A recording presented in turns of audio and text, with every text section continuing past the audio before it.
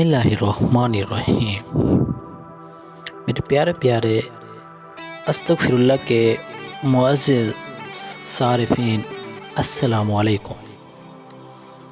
उम्मीद है कि आप सब खैरियत से होंगे।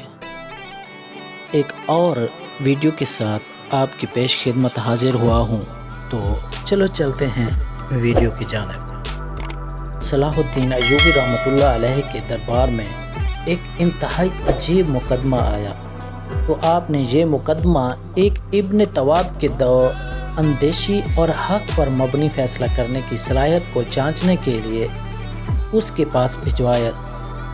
काजी इब्न तवाब के सामने ऐसे 3 नौजवान को पेश किया गया, जिनमें से एक ने कसाब की नाबीना लड़की के साथ ज़्यादती की, जबकि बाकी 2 ने अपने दोस्त की खातिर इस लड़की को वर्गलाया। तीनों एक ही कमरे में लड़की के साथ पकड़े गए और पकड़े जाने के बाद एक शख्स बाकी 2 पर इल्ज़ाम लगा रहा था, मैं तो बेगुनाह हूँ, उन्होंने ही लड़के को बेआबरू किया, उनको बहुत मारा गया, लेकिन उसके बावजूद किसी ने अपने जुर्म का एतराफ़ ना किया और अपने आप को बेगुनाह कहते रहे। जब लड़की से पूछा गया तो उसने कहा इन तीनों में से एक ही था, लेकिन चूंकि वो नाबीना थी इसलिए उस शख्स की पहचान ना कर पाई। हालात को देखते हुए उन तीनों को काजी इब्न तवाब की अदालत में पेश किया गया। काजी भी जब असल मुजरिम की शनाख्त करने में नाकाम रहा तो उसने कसाब की नाबीना बेटी के बाप को ये इख्तियार दे दिया कि जैसे चाहो अपनी बेटी का बदला लो। कसाब ने एक तेज़धार खंजर लिया और कहा, मैं इन तीनों नौजवानों के नफ्स काट चाहता हूँ ताकि ये सारी ज़िंदगी ज़िल्लत में गुजार दें। काजी की बेटी ने जब ये सुना तो कसाब के इस फैसले पर एतजाज़ किया। असल मुजरिम को ही सज़ा मिलनी चाहिए। मुजरिम की शनाख्त के लिए वो अदालत में एक बकरे को लाई। जब काजी इब्न तवाब उस बकरे को देखा तो उस लड़के से पूछा कि ये बकरा कैसे साबित करेगा, उन तीनों में से तुम्हारे साथ बदकारी किसने की है? तो ये अंधी लड़की कहने लगी, काजी साहब ये कोई आम बकरा नहीं है, ये ऐसा बकरा है जिसने अपनी माँ की बजाय एक कुतिया का दूध पिया था। लड़की ने इस बकरे को सुल्तान सलाहुद्दीन अय्यूबी रहमतुल्लाह अलैह के दौर हुकूमत की बात है कि मिस्र के शहर सिकंदर के 3 नौजवान कासिम इब्न नज़ीर, खालिद बिन जमाल और अब्बास इब्न याकूब तीनों हमसफ़र और बचपन के दोस्त थे। तीनों में से एक दोस्त को कसाब की एक नाबीना लड़की पसंद आई। उसने लड़की को शादी की पेशकश भी की थी, लेकिन लड़की ने इनकार कर दिया। फिर उसने अपने बाकी 2 दोस्तों की मदद से लड़की को वर्गलाया और फिर एक दिन खंडर में ले गया। वहाँ उसने लड़की को अपनी जिनसी होश का निशाना बना दिया। वो वहाँ खंडर में मौजूद थी। एक बुजुर्ग ने लड़की की चीखों की आवाज़ सुनी और भागता हुआ आया तो वो तीनों अपने कपड़े दुरुस्त कर रहे थे। जब लड़की से पूछा गया तो उसने कहा, इन तीनों में से एक ने मुझे ज़्यादती का निशाना बनाया, लेकिन चूंकि नाबीना हूँ लिहाजा मैं इस लड़की को नहीं पहचान सकती जो मेरा मुजरिम है। सिपाहियों की मदद से उन तीनों को गवर्नर शहर के पास पेश किया गया। शहर के गवर्नर ने उन तीनों से कहा कि मुजरिम खुद अपने आप को मेरे हवाले करें और जुर्म का एतराफ़ करें तो बेहतर है। अब्बास कहने लगा, मैं अपने दोस्तों को तलाश कर रहा था, जब इधर आया तो खालिद और कासिम इस लड़की के साथ बदकारी में मसरूफ़ थे। मैंने उन दोनों दरिंदों को लड़की से अलग किया और ये बुजुर्ग अचानक खंडर में आया। उसने हम तीनों को देख लिया और गुनाहगार जाना मैं बेकसूर हूँ, जबकि ये दोनों ही लड़के गुनाहगार हैं। ये नहीं मालूम कि उन दोनों में से किस लड़के को बेआबरू किया और कौन अपनी बारी का इंतज़ार कर रहा था। खालिद ने सुना तो कहा, ये झूठ है, कासिम और अब्बास लड़की वो इस वीराने में ले गए थे। जब मैं इन्हें तलाश कर रहा था तो मुझे भी बेगुनाह उनके साथ गिरफ्तार कर लिया गया। कासिम ने भी उस तरह की कुछ बातें कही और बाकी अपने दोनों दोस्तों पर इल्ज़ाम लगाया। शहर के गवर्नर के लिए फैसला करना बहुत मुश्किल था, लिहाजा उसने तीनों को काजी इब्न तवाब की अदालत में पेश करने का फैसला किया। काजी उस वक्त अदालत में मौजूद था। उसने तीनों को अपने घर ही दावत में बुलाया। तीनों हैरान हो गए कि एक काजी का جو اپنے گھر پر دعوت پر بلانے کا آخر مقصد کیا ہے؟ خیر وہ عورت پر قاضی کے گھر پہنچے تو دسترخوان کے لیے بچھایا گیا اور 3 قسم کے کھانے پیش کیے گئے۔ خالد کے چاول پیش کیے گئے، قاسم کو گوشت، جبکہ عباس کو انڈے کا حلوہ کھلایا گیا۔ خالد نے جیسے ہی چاول اپنے منہ میں ڈالے تو فوراً تھوک دیا اور چاول باہر نکالے۔ قاضی نے وجہ پوچھی تو اس نے کہا کہ ان چاولوں میں انسانی گوشت کی بو آ رہی ہے، لہذا مجھ سے برداشت نہ ہو سکا، میں یہ چاول کھاؤں۔ قاسم نے پہلا لقمہ گوشت کا جب منہ میں ڈالا تو لقمہ نکل نہ سکا اور باہر نکال لیا اور کہنے لگا میں نہیں سمجھتا کہ یہ بکرے کا گوشت ہے بلکہ یہ تو کتے کا گوشت ہے۔ عباس جب انڈے کا حلوہ کھانے لگا تب اس نے بھی کھانے سے انکار کر دیا۔ قاضی نے جب اس سے بھی وجہ پوچھی کہ آپ کھانا کیوں نہیں کھا رہے تو اس نے کہا میں سمجھتا ہوں یہ انڈے کا حلوہ جس شخص نے تیار کیا ہے وہ اپنے باپ کی ناجائز اولاد ہے اور اس نے پانی کی جگہ گدھے کا پیشاب مکس کیا ہے اور اس کے ہاتھ سے تو میں کھانا نہیں کھا سکتا۔ قاضی ان تینوں کی بات سن کر حیران ہو گیا اور کہا پچھلے مقدمے کا فیصلہ بعد میں کیا جائے گا، لیکن پہلے تمہاری اس بات کی تصدیق ضرور کروں گا اور اگر تمہاری بات غلط ثابت ہوئی تو الگ سزا ملے گی۔ جب سے پہلے قاضی اس کا دکاندار کے پاس کیا جہاں سے اس نے چاول خریدے تھے۔ قاضی نے اس دکان سے کہا کہ تم یہ چاول کہاں سے لیے؟ دکاندار نے ایک کاشتکار کا نام لیا۔ میں نے چاول اس سے لیے تھے۔ قاضی نے اس سے پوچھا کہ تم نے یہ چاول کہاں سے لیے؟ اس نے بتایا کہ پرانے قبرستان کی زمین کافی عرصے سے ویران پڑی تھی اور اس پر کافی پانی جمع تھا، حتیٰ کہ قبریں نظر آ رہی تھی، میں نے اس پر چاول بو دیے۔ قاضی نے دل میں سوچا کہ خالد ٹھیک کہہ رہا تھا، وہ سمجھ چکا تھا کہ وہ کیوں کہہ رہا تھا کہ چاولوں میں سے انسانی گوشت کی بو آ رہی ہے۔ اس کے بعد قاضی نے قصاب کو بلایا جس سے اس نے گوشت خریدا۔ قاضی نے قصاب سے کہا سچ سچ بتانا، مجھ سے غلط بیانی نہ کرنا، یہ جو گوشت تم نے مجھے فروخت کیا یہ کس چیز کا تھا؟ قصاب نے کہا جناب یہ بکرے کا گوشت تھا۔ قاضی نے قصاب سے کہا اچھا جہاں سے تم نے یہ بکرا خریدا مجھے اس گھر کا پتہ بتا سکتے ہو؟ اس نے ایک دیہاتی کا پتہ بتایا۔ دیہاتی نے جب اچانک قاضی کو اپنے سامنے دیکھا تو خوف زدہ ہوا۔ قاضی نے اسے تسلی دی اور کہا کہ خوف زدہ ہونے کی ضرورت نہیں، میں تم سے کچھ سوالات پوچھنا چاہتا ہوں، کیا تم نے اپنا بکرا اس قصاب کو فروخت کیا تھا؟ دیہاتی نے کہا جی ہاں میں اپنا بکرا ہی فروخت کیا تھا۔ قاضی نے اس سے کہا تم جھوٹ بول رہے ہو، تم اس قصاب کو کتا فروخت کیا تھا اور اس نے وہ کتا ذبح کر کے ہمارے مہمانوں کو کھلا دیا۔ دیہاتی اپنے کانوں کو ہاتھ لگانے لگا اور کہا قاضی صاحب خدا کا خوف کریں، میں ایسا جرم کیسے کر سکتا ہوں؟ پورا علاقہ میری اس بات کو گواہی دے گا کہ میں نے ان کو اپنا بکرا ہی فروخت کیا تھا۔ قاضی نے کہا پھر میرے مہمانوں نے ایسا کیوں کہا؟ یہ گوشت مجھے کتے کا معلوم ہوتا ہے۔ دیہاتی کچھ دیر خاموش رہا پھر کہا جناب اگر اجازت ہو تو میں آپ کو ایک واقعہ سنانا چاہتا ہوں۔ جب ایک بکرا پیدا ہوا تھا تو اس کی ماں مر گئی تھی، میں پریشان ہوا کیونکہ میرے پاس دودھ نہیں تھا اور اس بچے کے خوراک صرف دودھ ہی تھی۔ ایک دفعہ میں گھر آیا تو اس نے دیکھا کہ ایک کتیا اس بکرے کو دودھ پلا رہی تھی۔ میں کھڑا دیکھا حیران رہ گیا کہ مجھے یہ بہت عجیب لگا، لیکن میں اس بکرے کے بچے کو زندہ رکھنا چاہتا تھا، لہٰذا بچپن سے ہی اس کو کتیا نے پالا۔ بعد میں جب یہ بڑا ہوا تو اسے کتیا کے ساتھ بیٹھتا، کتیا اسے چاٹتی پیار کرتی۔ گاؤں کے کافی لوگوں نے اس بات پر اعتراض کیا کہ ایک نجس جانور کے ساتھ تم نے حلال جانور کیوں ملا دیا؟ آخرکار تنگ آ کر میں نے یہ بکرا قصاب کو فروخت کر دیا، لیکن اس کو حقیقت نہ بتائی کہ قاضی سمجھ چکا تھا کہ کیونکہ قاسم اس کے گوشت میں سے کتے کی بدبو آ رہی تھی۔ قاضی دل میں سوچنے لگا یہ تینوں شخص مجرم ہونے کے علاوہ بلا کے ذہن، لہٰذا اصل مجرم شناخت بہت مشکل معاملہ ہے۔ اب قاضی نے قاسم کا سچ معلوم کرنے کی کوشش کی۔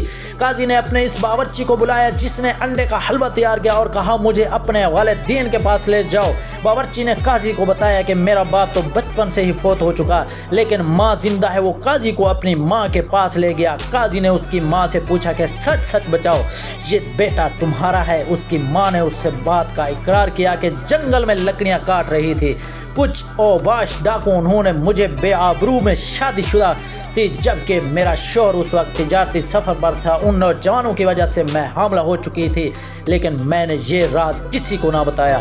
ससुराल वाले मुझे घर से निकाल देंगे। मेरा बेटा आपके यहाँ बावर्ची है। ये मेरे शौहर के नुत्फे से नहीं, अब कासिम की बात की भी तस्दीक हो चुकी थी। काजी हैरान था कि तीनों अगर इतने ज़हन हैं, फिर इन्होंने ये गलत काम क्यों किया। काजी वापस घर आया। तीनों ने कहा कि बेहतर यही है कि मुजरम खुद अपने आप को कानून के हवाले करे, वरना मैं तीनों को फांसी की सज़ा दे दूंगा। मगर जहाँ भी ये वो तीनों एक दूसरे को इल्ज़ाम दे रहे थे। काजी इब्न तवाब शक का शिकार हो जाए और फैसला ना कर पाए और असल मुजरम की शनाख्त ना हो पाए। काजी तीनों की अदालत में ले गया और उसके बाद कसाब और उस लड़की को भी पेश होने का हुक्म दिया। एक तरफ मजलूम लड़की और उसका बाप खड़ा था, जबकि दूसरी तरफ तीनों मुलजिम खड़े थे। काजी ने देखा कि कसाब का चेहरा गुस्से से लाल था, उसकी आंखें भी सुर्ख थी। काजी ने कसाब से कहा कि ये तीनों ही तुम्हारे बेटे के मुजरिम है, लिहाजा जैसे चाहो उनको सजा दो और अपनी मजलूम बेटी का बदला लो।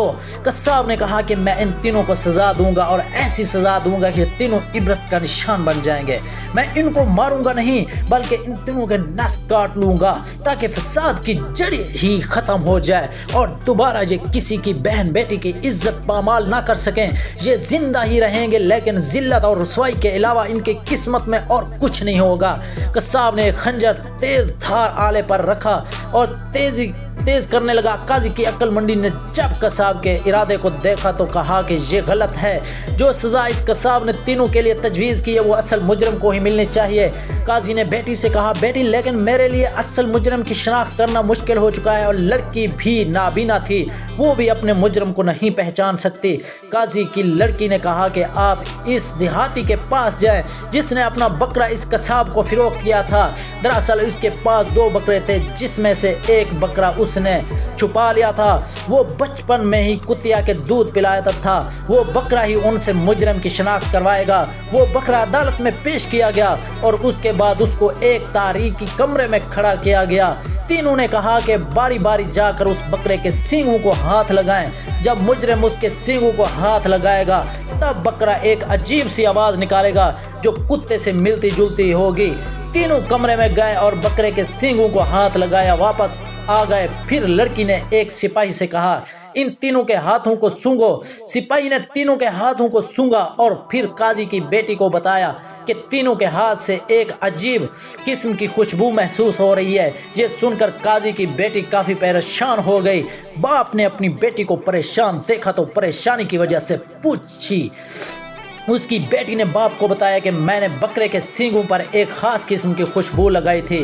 वो फिर उन तीनों के उनके सींगों पर हाथ लगाने का कहा। मेरे दिल में था कि जो असल मुजरिम होगा वो तारीकी का फ़ायदा उठाते हुए बकरे के सींगों को नहीं छुएगा ताकि इसका जुर्म पकड़ा ना जाए। हैरत की बात यह है कि इन तीनों ने उनके सींगों को हाथ लगाया जैसे कि पहले ही मेरे मंसूबे को जानते थे और ये जानते थे कि मेरे दिमाग में क्या है और मैं किस तरह इन तीनों से असल को पकड़ना चाहती हूँ।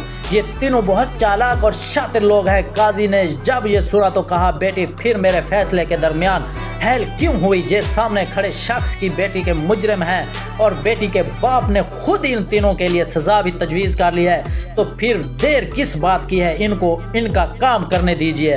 काजी की बेटी ने कहा, अब्बा जान आप जानते हैं जब भी ऐसा पेचीदा मसला होता है तो हमेशा आपकी मदद ही करती रही। अल्लाह के फजल से मैंने कभी आपको मायूस नहीं किया। मैंने हमेशा आपकी मदद की और मुजरिम की शनाख्त के लिए मदद की, मगर आज इन तीनों ने मुझे नाकाम करने की कोशिश की। आप मुझे वक्त दीजिए, मैं जालिम शख्स की शनाख्त करने में कामयाब हो जाऊंगी जिसने उस नाबीना लड़की को भी ना बख्शा। काजी ने अपने बेटी से कहा, ठीक है बेटी, जैसा तुम बेहतर समझो और जैसा तुम चाहो, मगर याद रखना हमारे पास वक्त ज़्यादा नहीं। मैं चाहता हूँ कि کہ جلد از جلد حقیقت معلوم ہو سکے تاکہ فیصلہ کرنے میں آسانی ہو۔ قاضی کی بیٹی نے باپ سے کہا، میں ان تینوں کو ایک مختصر سی کہانی سنانا چاہتی ہوں اور کہانی سننے کے بعد اس بات کا دعویٰ کرتی ہوں کہ مجرم اپنے منہ سے اپنا گناہ اعتراف کرے گا۔ بیٹی کی بات سن کر قاضی حیران ہوا۔ لڑکی نے ان تینوں دوستوں کو اپنے سامنے بٹھایا اور ان کو ایک کہانی سنائی۔ لڑکی نے کہا کہ آج سے 25 سال پہلے بغداد میں دو دوست رہا کرتے تھے، ایک کا نام عدنان جبکہ دوسرے کا نام ادریس تھا۔ دونوں کی دوستی تھی اور لوگ ان کی دوستی کی مثالیں دیتے۔ دونوں ایک دوسرے کے ساتھ کھیلتے کودتے پڑھتے۔ ہاں کہ جوان ہوئے حیرت کی بات تو یہ تھی کہ اگر ایک دوست کو بخار بھی ہو جاتا تو دوسرے کی طبیعت خود بخود خراب ہو جاتی۔ عدنان کا باپ اس مشہور مصر تھا اور اپنے باپ کو دیکھتے ہوئے عدنان کو بھی مصوری کا شوق تھا۔ اسکندریہ میں ہر سال ایک میلہ لگتا تھا جس میں مصر، ایران، ترکی، لبنان، مختلف علاقوں کے لوگ جمع ہوتے۔ ان لوگوں میں شمشیر زن تاجر حضرات کی بھی شرکت کرتے، حسین اور جمیل لڑکیاں رقص کرتے اور اس طرح لڑکیوں کی خرید و فروخت بھی ہوتی تھی۔ شمشیر زن اپنی شمشیر زنی کے جوہر سب کے سامنے پیش کرتے۔ رات کے وقت آنکھوں کو خرا کرنے والی روشنیاں ان کو مدہوش کر دیتی۔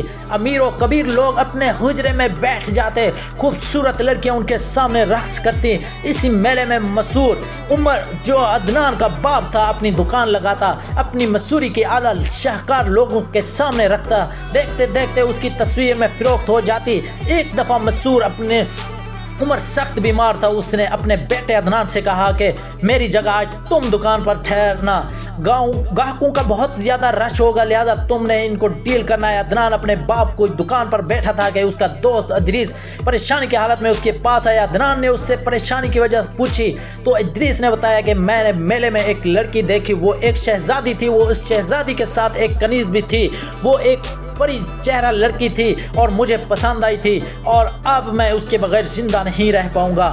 عدنان نے جب اپنے دوست کو پریشان دیکھا تو اپنے باپ کا دکان بند کی اور اپنے دوست کے ساتھ اس بڑی چہرہ لڑکی کو ڈھونڈنے نکل پڑا۔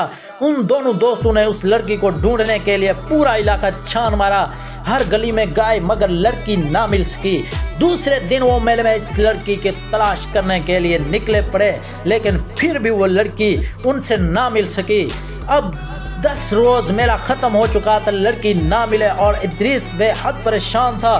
اس دوست نے عدنان سے اسے تسلی دی اور کہا کہ میرے ہوتے ہوئے تجھے پریشان ہونے کی ضرورت نہیں، تم میری جان ہو، اس لڑکی کا حلیہ بتاؤ، میں اس کی تصویر بنا لیتا ہوں۔ اور ادریس نے لڑکا حلیہ بتایا تو عدنان نے اپنے ہاتھوں سے جادو اور اس لڑکی کی تصویر تیار کی۔ جب تصویر مکمل ہوئی تو ادریس نے کہا کہ اس تصویر میں 2 خامیاں ہیں، نچلے ہونٹ کے ساتھ تل نہیں اور لڑکی زلفیں کچھ زیادہ لمبی تھی۔ عدنان نے تصویر میں دونوں چیزیں لگا دی تو ادریس چیخ اٹھا، یہ بے ہوش اس لڑکے کی طرح۔ عدنان نے اپنے دوست سے وعدہ کیا کہ جب تک میں لڑکی کو تلاش نہیں کر لوں گا چین سے نہیں بیٹھوں گا، تمہاری سے شادی کروا ہی دوں گا۔ اگلے دن عدنان نے اپنے گھر کو خیر بات کہا اور اپنے دوست کو الوداع کہتے ہوئے لڑکی کی تصویر کو جیب میں رکھا اور اس کی تلاش کے لیے نکل پڑا۔ اس نے علاقے کا چپا چپا چھان مارا لیکن لڑکی نہ مل سکی۔ دن رات وہ لڑکی کی تلاش کرتا رہا، ساتھ ساتھ اپنے دوست کے بارے میں خیریت بھی دریافت کرتا رہا۔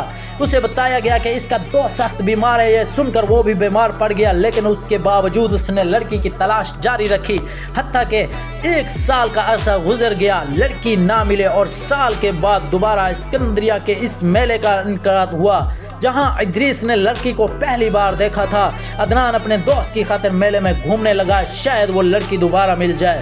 وہ اسے دیکھ کر لیکن وہ لڑکی نہ ملی۔ عدنان کے والدین اپنے بیٹے کی وجہ سے بہت پریشان تھے، یہ اپنے دوست کی وجہ سے اتنا مجنون ہو چکا ہے، اس کی عقل پر پردہ پڑ چکا ہے۔ وہ حیران تھے کہ کیا کوئی شخص اپنے دوست کی خاطر اتنا بھی جنونی ہو سکتا ہے کہ اسے اپنی بھوک پیاس اپنے والدین تک کا احساس نہ ہو۔ انہوں نے اپنے بیٹے عدنان کو بہت سمجھایا لیکن اس نے کہا کہ اگر ادریس کو لڑکی نہ ملی تو وہ مر جائے گا اور میں دوست کی جدائی برداشت نہیں کر پاؤں گا۔ اس لیے اس نے اپنے والدین کو معذرت کی اور دوبارہ لڑکی کی تلاش کے لیے نکل پڑا۔ والدین نے سوچا اب اس کی شادی کروا دینی چاہیے کہ تاکہ اس کے دماغ سے ادریس نکلے اور اسے ایک اچھی ہمسفر لڑکی مل جائے۔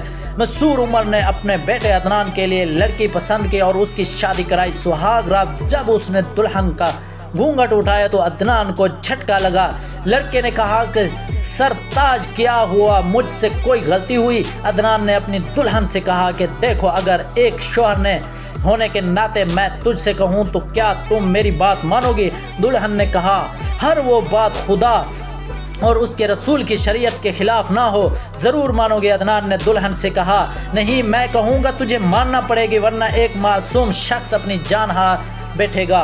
वो मेरा दोस्त है, आज से 2 साल पहले उसने तुझे देख लिया था कि एक मेले में, और तब से लेकर आज तक वो तुम्हारे इश्क में मुब्तला है, बिस्तर मृग पर पड़ा है। मैंने उससे वादा किया था कि जैसे ही तुम मिलोगी तुझे दोस्त के पास भेज दूंगा।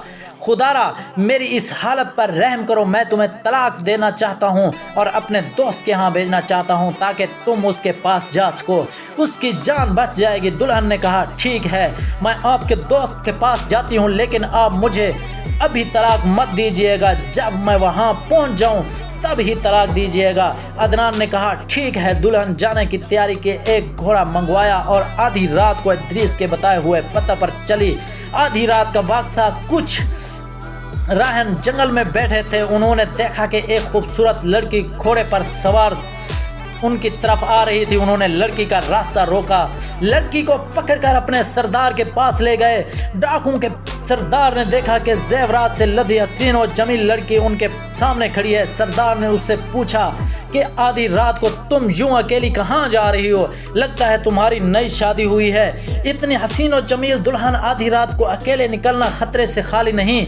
दुल्हन से बताया गया कि मैं हकीकत तो आपको नहीं बता सकती, लेकिन इतना ज़रूर बताऊंगी कि किसी शख्स की जान बचाने की खातिर जा रही हूँ। अगर मैं वक्त पर ना पहुंची तो वो मर जाएगा। सरदार ने जब यह सुना था कि मैंने कच्ची गोलियां तो नहीं खेली, ऐसा शिकार आसानी से तो नहीं जाने दूंगा। लड़की ने कहा, सरदार, मैं आपसे वादा करता हूं कि अगर आप मुझे यहाँ से जाने दें तो 24 घंटे के अंदर वापस आपके पास आऊंगी और बहुत सारा माल और जेवरात लेकर आऊंगी। किसी की जिंदगी की खातिर अब मेरा जाना जरूरी है। सरदार एक जानी था जो लगभग 100 से ज्यादा औरतों के साथ जिना कर चुका था। उसने लड़की से कहा कि ठीक है, मैं तुम्हारी बात यकीन कर लेता हूँ, लेकिन अगर तूने हमें धोखा दिया तो मैं तुम्हारा वो हश्र करूँगा, मुंह दिखाने के काबिल नहीं रहोगी। अब मेरे साथी तुम्हें तुम्हारी मंजिल मकसूद तक छोड़ कर आएंगे। लड़की ने कहा, उसकी कोई ज़रूरत नहीं, मैं अकेली ही आई थी और अकेली ही जाऊँगी। सरदार से वादा करने के बाद वो लड़की अपना सफ़र जारी रखा और सुबह वो इद्रीस के घर पहुँचे। इद्रीस ने देखा तो उसे अपनी आंखों पर यकीन ना आया। जिसकी खातिर वो साल जिंदगी और मौत की कश्मकश में था, वो आज उसके सामने खड़ी थी और वो भी दुल्हन के रूप में। इद्रीस ने उससे कहा, ए हसीना, तुम कौन हो? अपने बारे में बताओ। दुल्हन ने कहा, आपको इस बात की कोई खुशी नहीं, आपकी खोई हुई मोहब्बत मिल चुकी जो आपके सामने है। लेकिन इद्रीस बाजिद रहा कि मुझे हकीकत बताओ। जब दुल्हन खामोश रही तब उसने एक खंजर उठाया और कहा, अगर तुम मुझे हकीकत नहीं बताओगी तो इस खंजर से मैं अपनी जान ले लूँगा। तब दुल्हन ने उसे सारा माजरा बताया। ये सुनकर इद्रीस के दिल में अपने दोस्त अदनान के लिए मोहब्बत जाग उठी। उसने दुल्हन से कहा, आज से तुम मेरी बहन हो और अपने भाई के घर आई हो। तुम बाहर चले हरगिज़ अदनान से तलाक नहीं लोगे और वापस अपने शौहर के पास जाओ। जब दुल्हन वापस जाने लगी तब इद्रीस ने कहा, भाई बहनों को खाली हाथ तो नहीं भेजते, इसलिए उसने बहुत सारे माल और जेवरात दुल्हन को दे दिए और कहा, मेरा एक आदमी तुम्हारे साथ जाएगा। मगर दुल्हन ने अकेले जाने की जिद की। उसके बाद वो घोड़े पर बैठी और माल और जेवरात समेत सरदार के पास आई। सरदार से कहा, मैंने अपना वादा पूरा किया। उसने सरदार के सामने अपने जेवरात और माल और तोहफे में इद्रीस ने दे दिए, उसके कदमों में रख दिए। सरदार ये देखकर हैरान हुआ कि कोई लड़की इस कौल और करार की इतनी भी पक्की हो सकती है। ये कोई आम लड़की नहीं जिसने अपना वादा पूरा करने के लिए अपनी ज़िंदगी खतरे में डाली और वापस हमारी तरफ आई। हालांकि वो बआसानी फरार भी हो सकती थी। लड़की उस बहादुर ने सरदार की ज़िंदगी बदल दी और उससे पूछने लगा कि तुम कौन हो? लड़की ने कहा, मैंने अपने वादा पूरा किया, अब आपको जानने की क्या ज़रूरत है? लेकिन वो बज़द रहा। جب لڑکی نے سردار سے ساری داستان سنائی تو وہ متاثر ہوا۔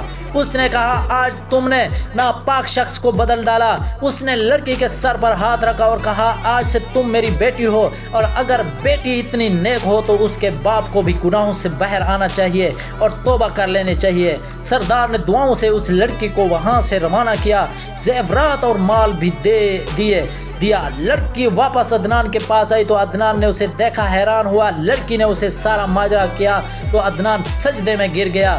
یہاں یہ کہانی ختم ہوتی ہے۔ اب قاضی کی بیٹی نے تینوں سے باری باری سوال کیا کہ اصل قربانی کس نے دی۔ سب سے پہلے قاسم نے کہا اصل قربانی عدنان نے دی، جس نے اپنے دوست سے وعدہ پورا کرنے کی خاطر اپنے کنواں بیوی اپنے دوست کے پاس بھیج دی۔ خالد نے کہا نہیں، اصل قربانی ادریس نے دی، جس کو اپنی محبت مل چکی تھی لیکن اپنے دوست کی خاطر اس نے اپنی بہن بنا لیا۔ عباس نے کہا نہیں، دراصل اصل قربانی تو رازن ڈاکو کے سردار نے دی۔ وہ دونوں آپس میں دوست تھے، وہ دوستی کی خاطر ایک دوسرے کا ساتھ نبھایا، لیکن ڈاکو کے سردار نے، جو کہ ایک بد کردار تھا اور لڑکی کو کسی طریقے سے بھی استعمال کر سکتا تھا، لیکن اس نے اپنے پیشے کو چھوڑ دیا اور لڑکی کو اپنے بیٹی بنا دیا۔ قاضی ابن طواب کی بیٹی نے اپنے باپ سے کہا یہی عباس اصل مجرم ہے، اس کا ناک کاٹ کر عبرت کا نشان بنایا جائے۔ عدالت میں موجود ہر شخص حیران تھا اور قاضی نے بیٹی سے پوچھا کہ تجھے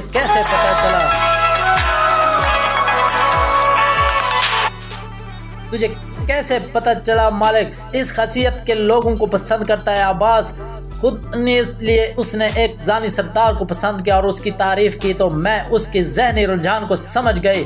بعد میں عباس نے بھی اس بات کا اقرار کر لیا کہ میں ہی اصل مجرم ہوں اور میں نے ہی اس کی نابینا پن کو دیکھتے ہوئے اس لڑکی کی زیادتی کا نشانہ بنایا تھا، کیونکہ میں جانتا تھا کہ اس کو دکھائی نہیں دیتا اور کبھی بھی یہ مجھے پہچان نہیں سکے گا، لیکن میں نہیں جانتا تھا کہ اس دنیا میں ہر چالاک اور تیز انسان کی نسبت سے زیادہ بھی کئی لوگ چالاک اور تیز ذہن ہو سکتے ہیں۔ آخر پھر بڑی عدالت میں قاضی ابن طواب نے حکم دیا اور مجرم کا نس کاٹ لیا گیا اور اسے عبرت کا نشان بنایا گیا، جبکہ اس کے دوستوں کو قید میں ڈالا گیا اور نابینا لڑکی کو